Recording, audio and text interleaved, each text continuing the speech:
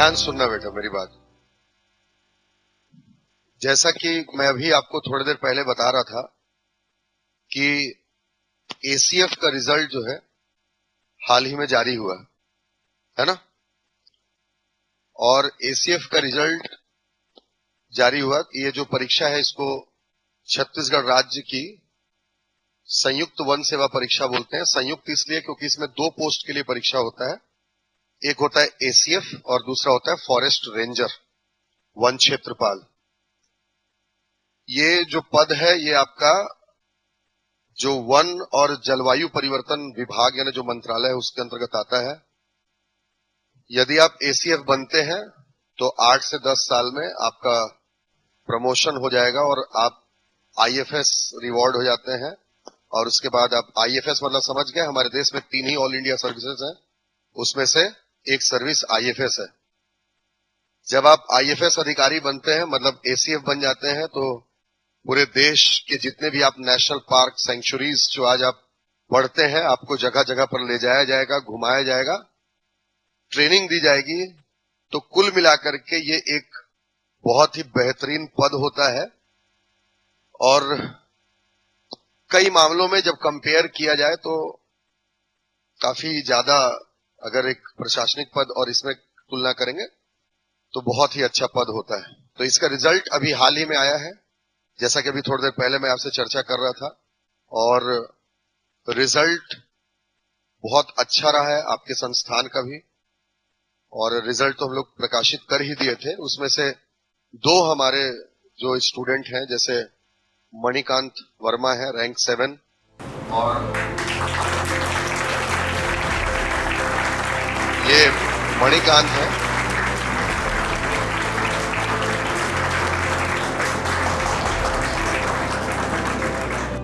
मणिकांत है रैंक 7।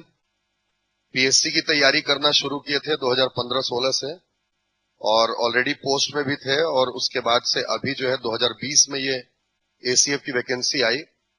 और मणि का एक खास चीज मुझे याद आता है, 5 दिसंबर 2021 को इसका एग्जाम हुआ था एसीएफ का, और पेपर काफी टफ था। उस समय मैं रायपुर में ही था। तो ये अर्पित है रैंक 13।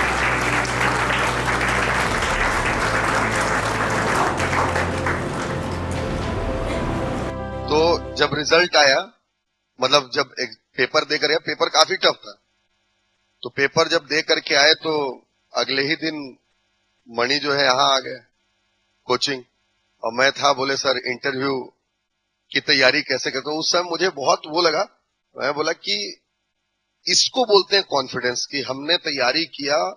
इसने अपना नंबर बताया, सर इतने नंबर में क्या हो सकता है, कि मैं बोला 100% हो जाएगा।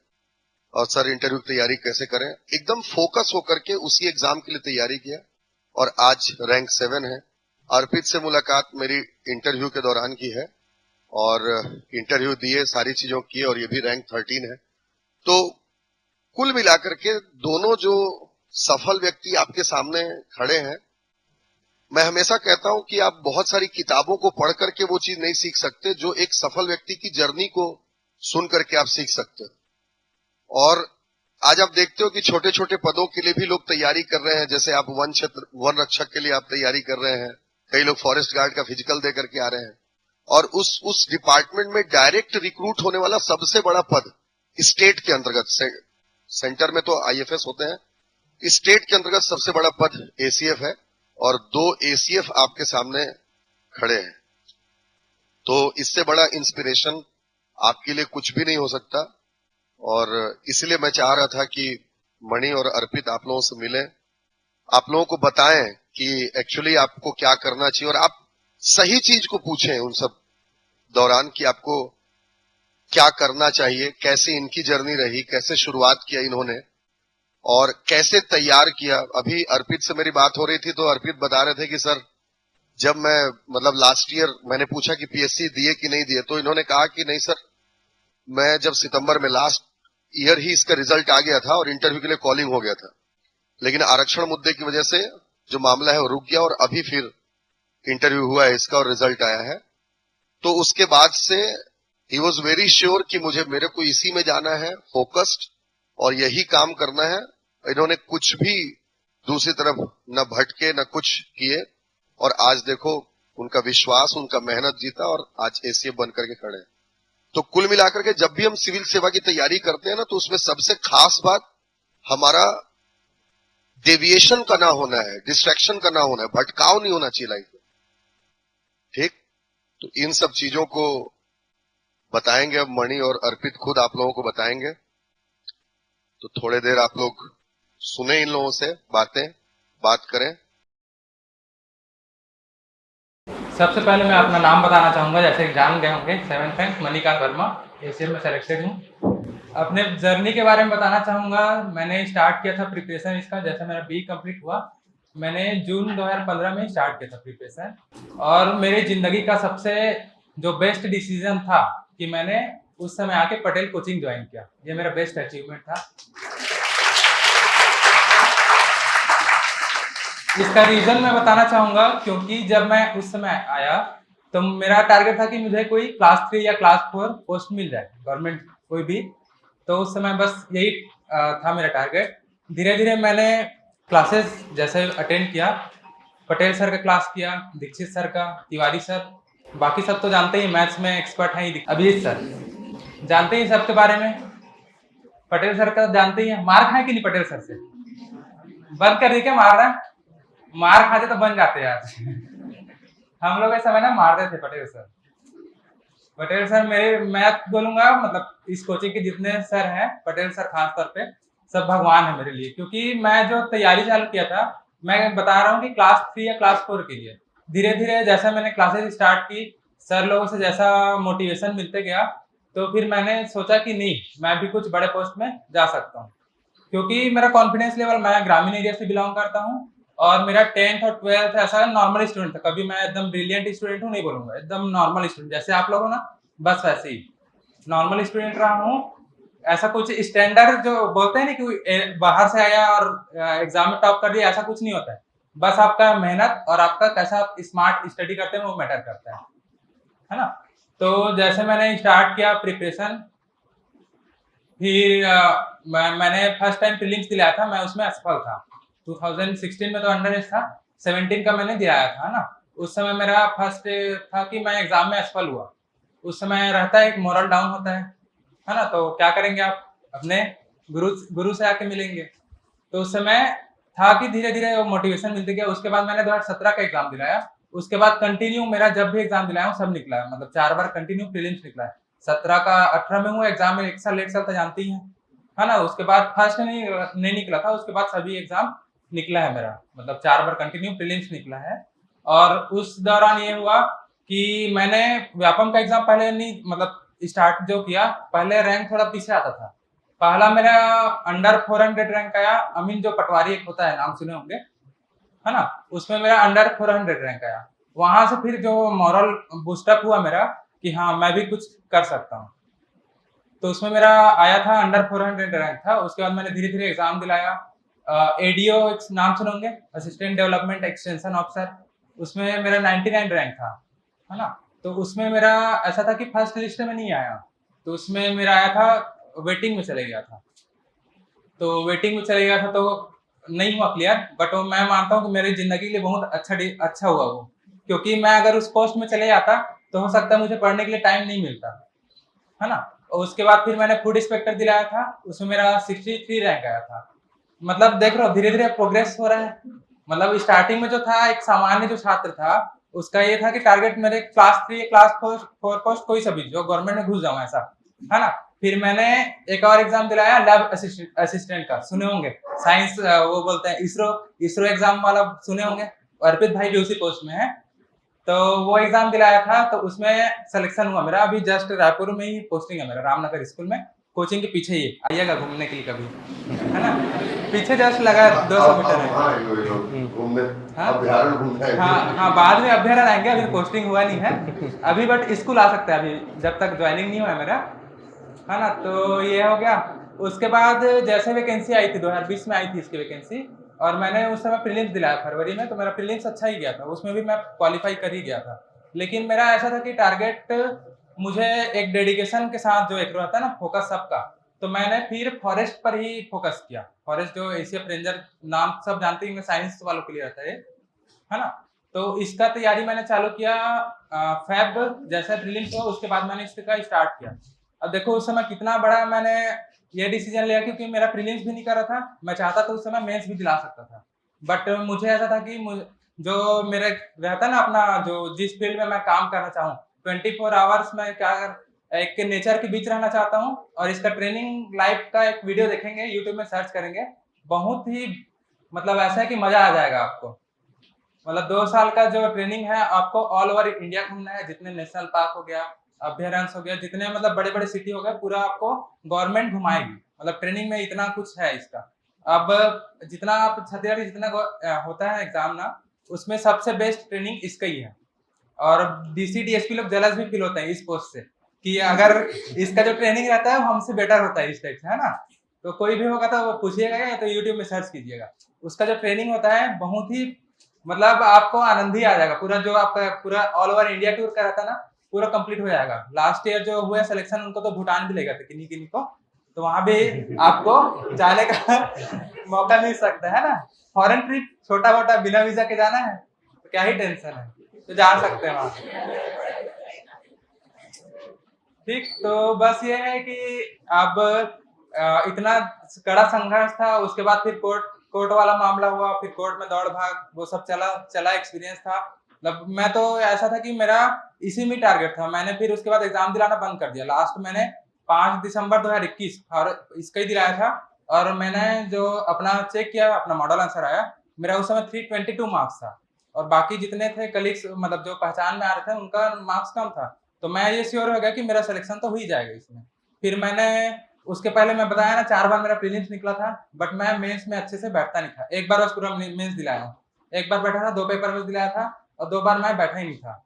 तो ऐसा था कि मैं किसी का पोस्ट खा रहा हूँ तो एक मेंटालिटी रहती ना, भाई इतना अभी जान रहा हूँ बेरोजगारी इतना है तो आपको।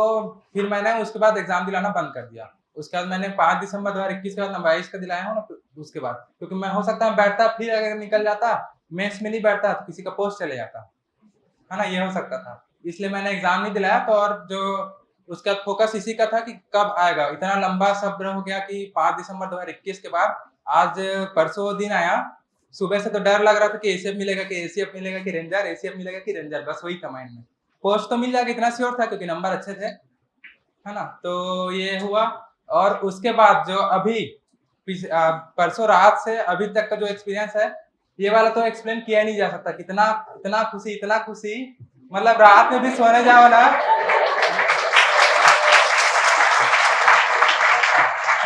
रात में भी सोने जाओ तो आपको बस ना आंख बंद करके सो जाओ, नींद आपको आएगी नहीं, बस ड्रीम चलते रहेगा। भाई मैं मतलब वो ना बिलीव नहीं होता, लाखों लोग एग्जाम दिलाए हैं उसमें आपका 7 रैंक आना मतलब पहले तो लगता है मतलब यकीन ही नहीं होता है। अब मेरा आंख भी घुस गया होगा, दिख रहा होगा शायद। वो मतलब पढ़ाई के समय ऐसा नहीं कभी नहीं घुसा। मैं मतलब नॉर्मल पढ़ने वाला हूँ, ऐसा 8-10 घंटा जो बोलते हैं ना वैसा नहीं पढ़ने वाला। नॉर्मल पढ़ा हूँ, जितना भी पढ़ा हूँ 6 घंटा 7 घंटा उतना रेगुलर पढ़ो बस। तो ऐसा आंख कभी पढ़ते समय नहीं घुसा, लेकिन अपना रिजल्ट के बाद घुस गया क्योंकि नींद ही नहीं आ रहा है इतनी खुशी है। तो ये हुआ है। अब कल तक तो समझ ही नहीं आ रहा था क्या हो रहा है मेरे साथ। इतना कॉल आया, इतना कॉल, इतना मैसेजेस, मतलब मैं रिप्लाई नहीं कर पाता। एक कॉल आ रहा था और उधर से कॉल एंगेज आ रहा है, 2 कॉल 3 कॉल। फैमिली वालों से बात नहीं कर पाया। घर में पापा हैंडल कर रहे हैं, मम्मी हैंडल कर रही है, भाई हैंडल कर रहे हैं, ऐसा फैमिली वाले। और जो मुझे लगा कि जिनसे बात करना चाहिए गुरुजनों से, तो उनका आशीर्वाद लेने के लिए मैंने बस उन्हीं से बात किया, लिमिटेड लोगों से। अब समय निकाल के मैं धीरे धीरे सबका रिप्लाई करूंगा। तो एक छोटा है, बस मैं ये बोलना चाहता हूँ कि ये जो एक्सपीरियंस अभी मुझे समझ नहीं आ रहा है, 2.5 दिन का ही है अभी, सॉरी 2 ही दिन हुआ है ना, परसों ही आया है रिजल्ट। तो ये जो खुशी है ना, मतलब क्या ही बताऊं मैं, इसको एक्सप्लेन नहीं किया जा सकता। तो मैं ये चाहता हूँ कि आप भी मोटिवेट हो मुझसे, और इस दिन के लिए, इस दिन के मात्र इसी दिन के लिए इतने क्राउड में आके आपको बैठना चाहते हैं ना, यहाँ पे आके बैठूं करके, आपका भी ड्रीम होगा। तो उस चीज के लिए आपको क्या करना है, पढ़ाई करनी है। और पढ़ाई के बारे में बताना चाहूंगा, उससे पहले मैं चाहता हूँ अर्पित भाई अपने एक्सपीरियंस शेयर करें। पढ़ाई के बारे में बताऊं सर पहले। ठीक है सर। देखो इसमें एक बात जो नोट करने वाली है बेटा, मतलब अगर आप मणिकांत को देख करके कुछ चीज सीखना चाहते हो या इंस्पायर, जैसे इसने बोला ना कि आप मुझे देख करके मोटिवेट हो, उसके पीछे रियलिटी क्या है, जैसे आप हो वैसे ही है। देखो एकदम ग्रामीण परिवेश से आपके जैसा ही साधारण व्यक्ति, कोई बहुत ऐसा नहीं है कि दिल्ली से पढ़ाई किया था कि दिल्ली जाकर के यूपीएससी कोचिंग करके, ऐसा नहीं, यहीं से पढ़ा। अपने चीजों को देखो कि नियत कैसी थी, साफ थी, जो चाहिए था वो क्लियर था। और जब क्लैरिटी इतनी अच्छी होती है कि हमको क्या बनना है, तो आपको कोई रोक नहीं सकता। नहीं तो पीएससी का प्री निकलने के बाद कौन ऐसा होगा जो मेंस एग्जाम नहीं देगा?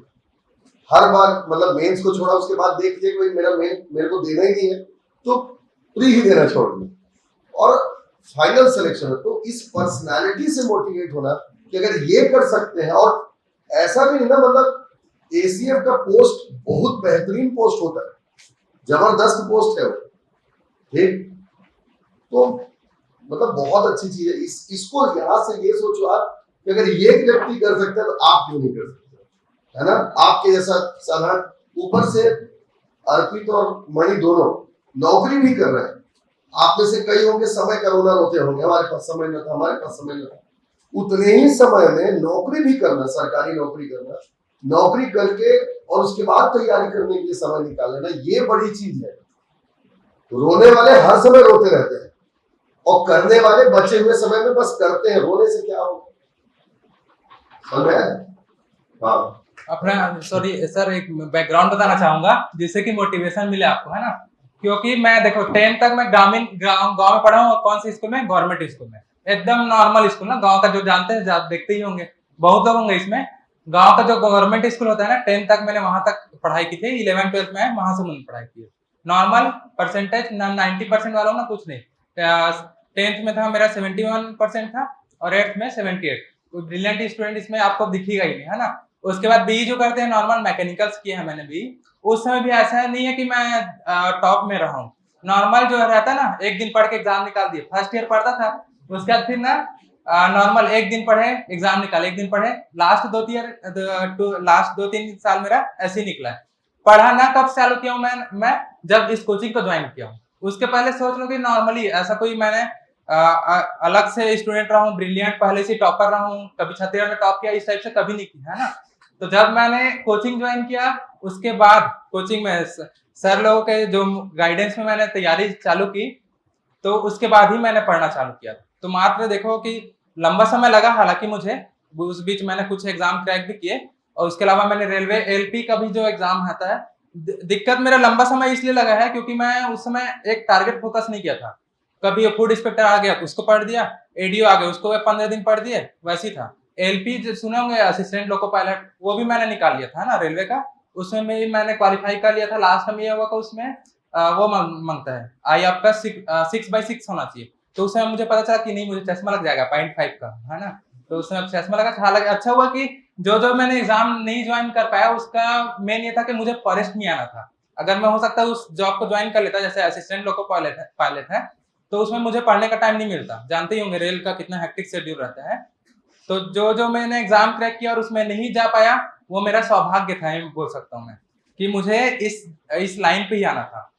और जब से ये एग्जाम आया, और आप अगर पोस्ट के बारे में सुनेंगे ना कि हाँ मुझे इसी लाइन में जाना है, और आप एक डेडिकेशन के साथ किसी एक पर्टिकुलर पोस्ट को फोकस करके करेंगे, तो जरूरी आपको निश्चित है सफलता मिलेगी। 15 दिन इसको पढ़ लिए, 15 दिन इसको करने से उससे एग्जाम आपका क्रैक नहीं होगा। मनी भाई की जर्नी बहुत ही ज़्यादा इंस्पायरिंग है। मेरी जर्नी इनसे थोड़ी अलग है। मैं एनआईटी रायपुर बीटेक मेरा मैकेनिकल में रहा है, और 2015 में पास आउट होने के बाद मैं अगर अपने इंजीनियरिंग की जर्नी की बात करूं, तो हमारे कॉलेज में एक अच्छी चीज़ ये है कि यहाँ पे कैंपस प्लेसमेंट हो जाता है लगभग। पर मैं एक ऐसा लड़का था जो 2014 में मतलब मेरा 15 में पास आउट हुआ। उस पास आउट होने के पहले फाइनल ईयर में ही कंपनीज आना शुरू हो जाती हैं। 14 के जुलाई या फिर अगस्त में कुछ कंपनीज आना स्टार्ट हो गई। मैंने कुछ कंपनीज छोड़ी, उसके बाद मैंने उसमें बैठना स्टार्ट किया, और उसके बाद पहला इंटरव्यू मतलब रिटर्न जीडी ग्रुप डिस्कशन बोलते हैं जिसको, इंटरव्यू, आउट। नेक्स्ट इंटरव्यू, मतलब पहला इंटरव्यू एक स्टील कंपनी में, फिर उसके बाद टाटा मोटर्स जैसी कंपनी रेप्यूटेड, बहुत इंटरेस्टेड था मैं, उसमें भी मेरा इंटरव्यू हुआ, मतलब रिटर्न, जीडी, फिर इंटरव्यू, आउट। फिर मेरी dream company Maruti Suzuki, return, GD, presentation round, interview, out. फिर वो 2014 का टाइम निकल गया, फिर 15 में जब मैं पास आउट होने वाला था, उसके जस्ट पहले भूषण स्टील प्लांट करके एक कंपनी है, उसका इंटरव्यू हुआ और वो वहां पे मैं सक्सेसफुल रहा। बट एक साल की जो मेरी जॉब रही, उसके बाद मैंने एक साल उड़ीसा में जॉब करी, वो जॉब मुझे सेटिस्फाइंग नहीं लगी कहीं ना कहीं। एक तो मैं आउटसाइड स्टेट था और वो मेरे इंटरेस्ट का काम नहीं था, तो मैं वहां पे बहुत ज्यादा मोटिवेट होकर के वर्क नहीं कर पाया। इस दौरान फिर से मैं ये बताना चाहूंगा, अगर आप में से कुछ लोग जॉब में होंगे, तो जॉब के दौरान फिर मैं अपनी पढ़ाई कंटिन्यू रख रहा था और 2016 में असिस्टेंट प्रोफेसर लेक्चरर का एक एग्ज़ाम हुआ था सीजीपीएससी के थ्रू, उसमें मैं इंटरव्यू तक पहुंचा था और इंटरव्यू में मुझे कम मार्क्स मिले और रिटर्न में भी थोड़े से मार्क्स कम रह गए थे, जिसके कारण मैं क्वालिफाई नहीं हो पाया था। फिर मैंने डिसाइड किया कि अब मैं एमटेक कर लेता हूँ, तो फिर मैंने 2 साल एमटेक को पूरा डेडिकेट किया। फिर मैं सिविल सर्विसेज की लाइन में आया। 1 साल अच्छी प्रिपरेशन करने के बाद मुझे सिलेक्शन, जैसे मंडल संयोजक एग्ज़ाम हुआ था 2018 में, अगर आप में से कुछ लोगों को पता होगा, उसमें मेरी 25th रैंक आई। तो कई बार ऐसा हुआ कि मैंने ये नहीं सोचा कि छोटा एग्ज़ाम है कि बड़ा एग्ज़ाम है, मैंने एग्ज़ाम उस फ्लो में दिया। और हम जब पढ़ाई करते हैं तो हमें होलिस्टिकली पढ़ाई करना चाहिए। मेरी जर्नी से जो आप लोग सीखेंगे, मैं भी पूरा बताऊंगा आप लोगों को, वो ये सीखेंगे कि हम मटेरियल कलेक्ट करने के पीछे बहुत ज़्यादा भागते हैं, वो मटेरियल कलेक्शन में हमको नहीं भागना है। अगर आप इस इंस्टीट्यूट की बात करें तो मार्केट में इस इंस्टीट्यूट के इनफ मटेरियल हैं और सफिशिएंट मटेरियल हैं, क्योंकि बहुत ही एक्सपीरियंस फैकल्टी हैं यहाँ के भी, और बहुत रिसर्च करने के बाद, बहुत एनालिसिस करने के बाद उन्होंने वो मटेरियल्स तैयार किए हैं। हम सेम छत्तीसगढ़ की लैंग्वेज पढ़ते हैं और वो लैंग्वेज के लिए 3 बुक उठा के ले आते हैं और तीनों बुक के साथ न्याय नहीं कर पाते हैं, वहाँ पे प्रॉब्लम आती है। दूसरी चीज़ ये है कि हम एग्ज़ाम देते हैं तो एग्ज़ाम में हमको ये एनालिसिस करना होता है कि हमारा इम्प्रूवमेंट कितना हो रहा है। जैसे छत्तीसगढ़ में हमारी कितनी रैंक आ रही है, उसके लिए आप स्टेट लेवल का एग्ज़ाम दे सकते हैं।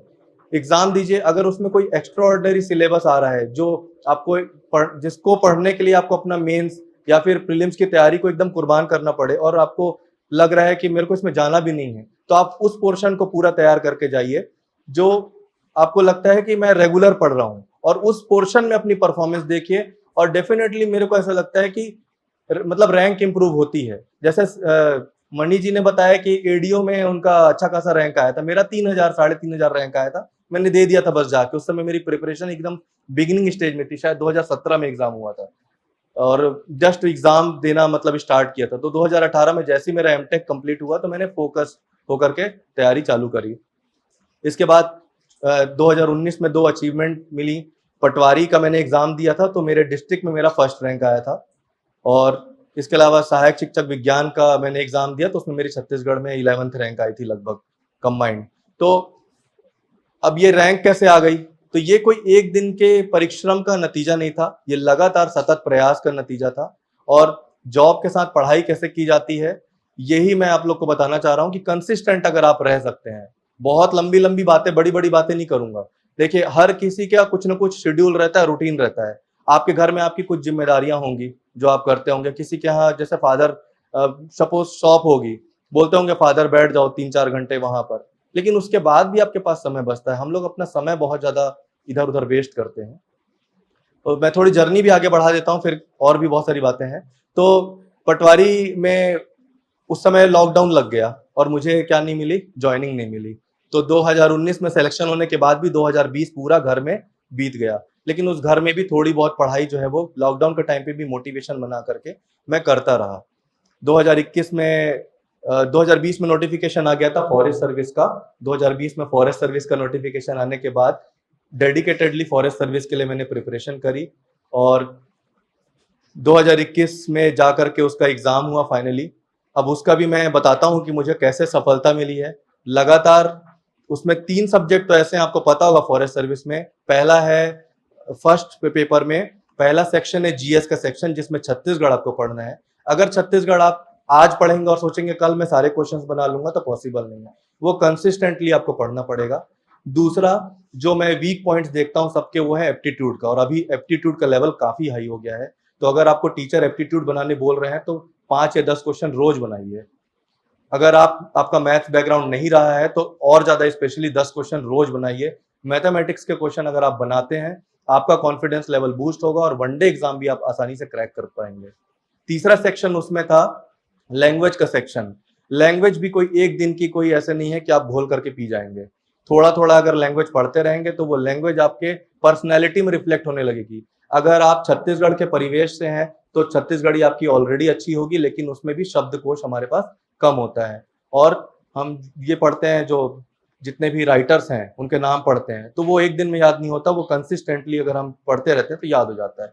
इंग्लिश और हिंदी का भी यही है, हम लगातार उसको पढ़ते रहते हैं तो हमारे दिमाग में बैठते रहता है।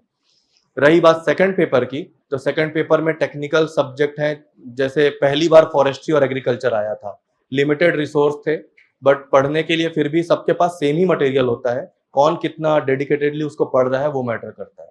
तो 2021 मतलब 20 से प्रिपरेशन चालू कर दी और 21 में एग्जाम हुआ। 5 दिसंबर 2021 को एग्जाम हुआ, सर ने भी दिया मैंने भी दिया उसी दिन एग्जाम। उसके अलावा उसी के जस्ट पहले 2 और व्यापम के एग्जाम आ गए थे। एक था प्रोजेक्ट रेंजर, जो प्रोजेक्ट रेंज ऑफिसर बोलते हैं। मतलब वन विभाग में वन विकास निगम होता है, एक बॉडी है जो कॉर्पोरेट बॉडी है, उसमें उसके 2 एग्जाम हुए थे, वीपीआर वीएपीआर। एक था प्रोजेक्ट रेंजर और एक था assistant project ranger. Project ranger में बताता हूँ, मेरा 15th रैंक आया और पोस्ट थी टोटल 4 और कॉल आया कितने लोग को, 4 या 12 मतलब 4 into 3 मतलब 12। अगर एक पोस्ट और होती तो मुझे कॉल आ जाता, मतलब 5 into 3 मतलब 15। कॉल नहीं आया। मतलब आप सोचो छत्तीसगढ़ का एक एग्जाम देने के बाद आप स्टेट में 15th रैंक लाते हो लेकिन आपको कॉल नहीं आता है। तो लेकिन वो एफर्ट दिख रहा था और वो रिजल्ट दिख रहा था कि हाँ मेहनत लगातार कोई व्यक्ति कर रहा है, उसको उसका रिजल्ट दिख रहा है। वीएपीआर का रिजल्ट आया, उसमें मेरी स्टेट में फर्स्ट रैंक आई। और वो कैसे आई, क्योंकि सेम सिलेबस सारा कुछ तैयारी पूरी मतलब कॉन्फिडेंस बिल्ट हो गया था और मैंने एग्जाम उस फ्लो में दिया तो मेरी फर्स्ट रैंक आई। अब मैं गया डॉक्यूमेंट वेरिफिकेशन के लिए। डॉक्यूमेंट वेरिफिकेशन में क्वालिफिकेशन लिखा हुआ था कि साइंस ग्रेजुएट होना चाहिए और मेरी क्वालिफिकेशन थी एक बीटेक के रूप में। तो मुझे ऐसा लगता था पहले कि एक साइंस ग्रेजुएट जो है वो बीटेक के रूप में, मतलब बीटेक वाले हम साइंस तो पढ़ते ही हैं लेकिन क्योंकि हमारी डिग्री में डायरेक्टली ऐसा लिखा नहीं हुआ है कि विज्ञान में स्नातक, तो उस तकनीकी कारणों कारण मतलब मैं अंतिम रूप से चयनित नहीं हो पाया। पर क्योंकि एग्जाम दे चुके थे फॉरेस्ट सर्विस का, मन में था कि रैंक कहीं ना कहीं हम लगा लेंगे और हमारा एग्जाम अच्छा गया है। जैसे सर ने नंबर अपने जोड़ लिए थे, मैंने भी अपने नंबर जोड़ लिए थे, 300 प्लस के आसपास लगभग बन रहे थे और मन में था कॉन्फिडेंस कि अमेंडमेंट के बाद और मार्क्स बढ़ जाएंगे।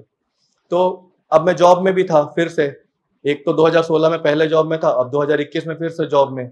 शिक्षा विभाग में एक चीज अच्छी है कि आपको जॉब करने के बाद सुबह और शाम जो है वो ज्यादा हेक्टिक नहीं रहता है, इसलिए मैंने रेवेन्यू डिपार्टमेंट छोड़ दिया था। बहुत सारी बातें सुनने को मिली मुझे भी कि आपको एक ऐसा पद मिला है रेवेन्यू डिपार्टमेंट में पटवारी का, आप उससे आरआई बन जाओगे, आगे चल के नायब तहसीलदार बन जाओगे, है ना, तो क्योंकि डिपार्टमेंटल एग्जाम होते हैं। तो पर वो छोड़ा तो प्रेशर था मन में, है ना, और आपको बहुत सारी बातें सुनने को मिलेंगी जब आप थोड़ा धारा के अगेंस्ट जाएंगे, और ऐसा बिल्कुल होगा, हमेशा ही होगा।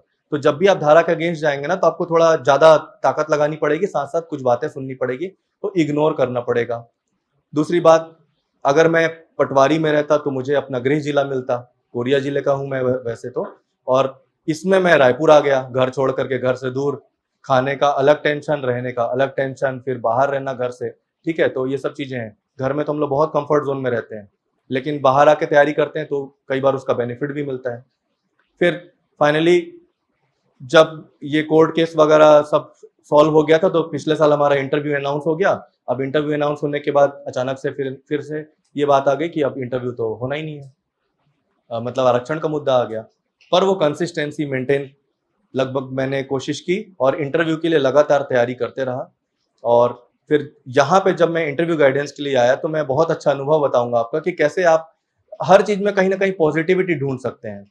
मेरा इंटरव्यू हुआ, मैंने प्रिपरेशन जो भी की थी उस समय तक, पैनल ने मुझसे क्वेश्चंस पूछे, कुछ के आंसर्स मैं दे पाया, कुछ के आंसर्स मैं नहीं भी दे पाया, इंटरव्यू में आप 100% आंसर्स कभी नहीं दे सकते किसी को भी, ठीक है। आप सोचोगे तो भी आप मतलब कहीं ना कहीं एक दो क्वेश्चंस में फंस जाओगे। लेकिन पैनल ने मेरा सब कुछ देखने के बाद मुझे यहाँ के टीचर्स और जो पैनल में मेंबर्स थे उन्होंने कहा कि आपकी प्रिपरेशन बहुत अच्छी है और आपका इस बार सिलेक्शन होगा। तो वो कॉन्फिडेंस लेकर के मैं कहाँ गया, CGPSC के इंटरव्यू में। तो जब मैं वहां बैठा हुआ था तो इंटरव्यू के पहले मैं बोल रहा था कि मैंने तैयारी बहुत अच्छी की है, मेरा इंटरव्यू अच्छा जाएगा। वो मन में पॉजिटिविटी बार बार। तो जब भी तैयारी करते हैं तो हमारे अंदर नकारात्मकता बहुत आती है, और बिल्कुल आती ही है, ये हर किसी के साथ होता है। पर हर दिन उसको एज ए चैलेंज एक्सेप्ट करके अगर हम कंसिस्टेंटली पढ़ाई करेंगे तो डेफिनेटली रिजल्ट मिलते हैं। और जब रिजल्ट आया, रिजल्ट के दिन वही जैसे दिल थाम के बैठे हुए थे मैं भी सुबह से, मतलब ये सुबह से नहा लिए, सब कर लिए, अपना खाना वाना खा लिए, मंदिर भी हो आए, अब बैठे हुए हैं मोबाइल, 15 मिनट बाद स्क्रॉल, फिर 15 मिनट 5 मिनट बाद रिजल्ट बन रहा है, कोई वहां से बता रहा है कि रिजल्ट का प्रिपरेशन चल रहा है, आज ही रिजल्ट आने वाला है। तो फिर से वही मन में। अब जब रिजल्ट आया ना, तो मैं बता रहा हूं अपनी फीलिंग, मैं रोने लगा। और मैं मतलब इतना कभी नहीं रोया हूंगा मैं, मेरे आसपास कोई नहीं था, घर वाले बोल रहे थे अपने आसपास किसी को रख लेने, जिसने बोलते हैं कि प्लेन लैंड होने वाला है, सीट बेल्ट वगैरह बांध लेना, ऐसा टाइप का। तो मैं अपने घर वालों को बोल रहा था, अरे मेरा रिजल्ट अच्छा आएगा, आप लोग चिंता मत करिए, बस थोड़ा टेंशन इस बात का है कि क्या आएगा और कैसा आएगा, और मतलब कितने मार्क्स मिले हैं इंटरव्यू में, क्योंकि रिटर्न का तो चलो ठीक है, जो अपन करना था कर लिए, अब इंटरव्यू का क्या मार्क्स आएगा, मन में टेंशन बनी हुई।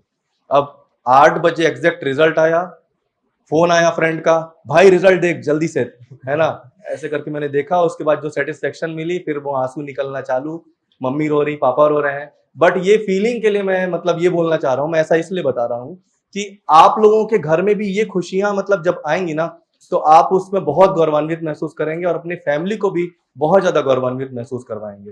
तो ये एक दिन का एफर्ट नहीं है, बस यही बोलना चाह रहा हूँ। मतलब मैं एक समरी में जो बता रहा हूँ, आप अगर कंसिस्टेंटली एफर्ट लगाएंगे ना, और जो लोग सीरियस नहीं है ना, इस फील्ड को छोड़ के पहले से चले जाइए, दूसरा काम करने लगिए। क्योंकि ना आप टाइम पास करेंगे, बहुत सारा समय अपनी फैमिली का आप बर्बाद करेंगे। आप पूरे पहले दिन से ही डेडिकेट होकर के करिए।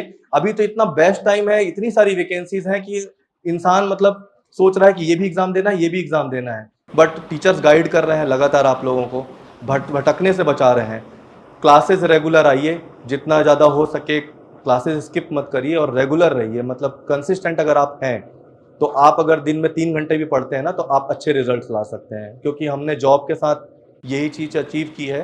तो जॉब में जाने के पहले सुबह 2 घंटे और शाम को आने के बाद, नाश्ता करने के बाद लाइब्रेरी में बैठ गए। घर में अगर अच्छा माहौल नहीं मिल रहा है तो लाइब्रेरी ज्वाइन कर लीजिए, बट कंपलसरी नहीं है। मैं जब से मेरा इंटरव्यू कॉल आया है पिछले साल सितंबर से, मैं एक भी दिन लाइब्रेरी नहीं गया हूँ। मैं तब से घर में ही प्रिपेयर कर रहा हूँ, क्योंकि मुझे लाइब्रेरी का थोड़ा इन्वायरमेंट ज़्यादा भीड़ भाड़ वाला लगने लगा। तो मैं बोलने की प्रैक्टिस घर में खुद से कर रहा था पढ़ने के बाद। तो एक बोलते हैं ना, हम रोज उसी चीज़ को प्रैक्टिस करते हैं तो हमारी थोड़ी आदत हो जाती है बोलने की अच्छी।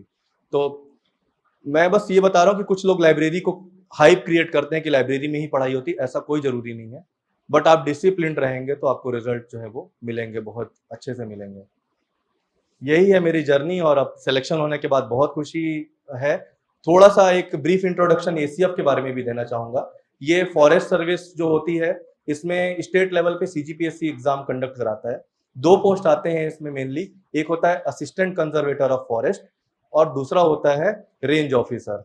ठीक है, ये एग्जाम भी था, कंबाइंड एग्जाम था, दोनों ही पोस्ट के लिए था। इसमें पहला रिटन एग्जाम होता है जो ऑब्जेक्टिव होता है अभी फिलहाल, और इसमें 2 पेपर होते हैं, और उसके बाद डायरेक्ट इंटरव्यू होता है जो 75 मार्क्स का होता है। रिटन एग्जाम में 600 मार्क्स का रहता है, मतलब 300 के 2 पेपर रहते हैं। और राजपत्रित अधिकारी हैं दोनों ही।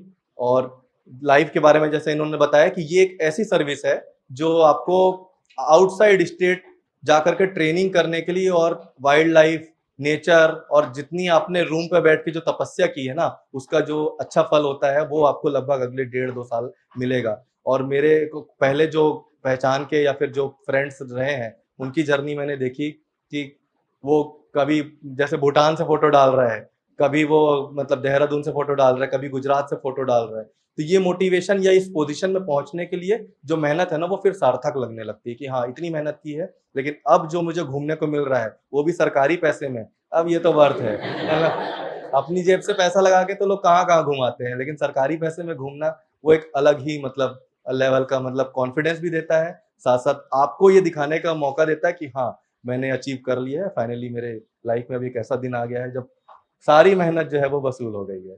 ठीक है, बट मेहनत कंसिस्टेंटली मतलब कर, रोज आप पढ़िए, रोज का काम कंप्लीट कर लीजिए तो सक्सेस आपको जल्दी मिलेगी।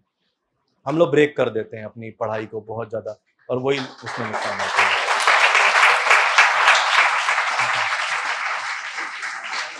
ट्रेनिंग के बाद जो पोस्टिंग होगा ना उसका लाइफ भी बहुत अच्छा है, पता है। आपको फॉरेस्ट के बीच में रहना है, आप एक पेड़ को अगर उगा के देखिए, धीरे धीरे बढ़ेगा, आपको उससे प्यार हो जाएगा। तो हमको ऐसा सर्विस करने मिलेगा कि हम कितने सारे प्लांटेशन कर सकते हैं जाके फॉरेस्ट में, है ना।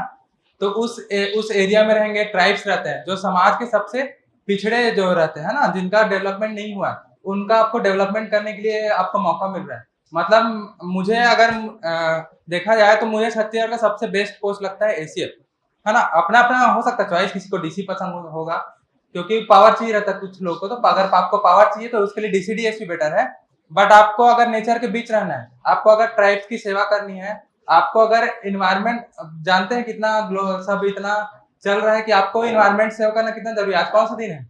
5 जून है। क्या खास है? हाँ, बस यही तो काम करना है हमको वहां जाके। आपको भाई लाइफ टाइम आप जाके क्या कर रहे हैं, फॉरेस्ट में फॉरेस्ट की सेवा कर रहे हैं, आप इतना प्लांटेशन कर रहे हैं, ट्राइब्स की सेवा कर रहे हैं आप। उसके अलावा रेवेन्यू जो बहुत बड़ा एक गवर्नमेंट का होता है सेक्टर, आप रेवेन्यू भी जनरेट करने में आप भागीदार रहेंगे। और रिजल्ट का दिन जो बता रहे हैं ना, उसमें मुझे एक चीज है कि जैसे रिजल्ट आया ना, आप अगर मिडिल क्लास फैमिली से होंगे तो ये होगा कि आपकी फैमिली आपको कभी गले नहीं लगाती होगी, है ना। ये होता है नॉर्मल। तो जैसे रिजल्ट आया, मैं बताया मम्मी मैं बन गया एसीएफ, बन गया एसीएफ, है ना। उसके बाद मम्मी का जो आंसू निकला, पापा का जो आंसू निकला, आके मम्मी मुझे गले लगा ली। पता नहीं बचपन में लगा ही रही होगी, अभी आके गले लगाई। उसके बाद गाल में चुम्मा भी ली।